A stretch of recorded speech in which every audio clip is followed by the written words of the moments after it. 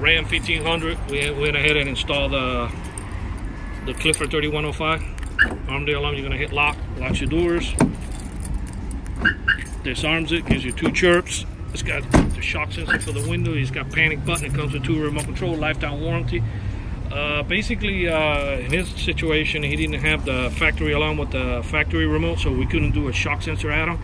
So he was forced to get a full-blown alarm, which he wanted anyway. That way he can have the keyless entry. So it was kind of annoying for him to use the key to open and close the doors. I'm gonna go ahead and bang on the window. That will fire off the alarm. Turn off the alarm. It's got the antenna right here on top of the windshield that gives him the blue light that's going to flash at night. It's got the antenna to give you a long range that you can arm and disarm the alarm.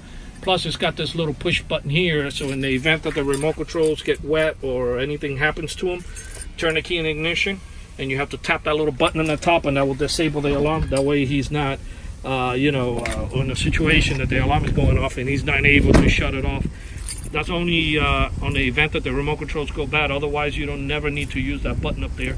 Numbers are 305-298-4814. That's 305-298-4814. And yes, we do have mobile installation.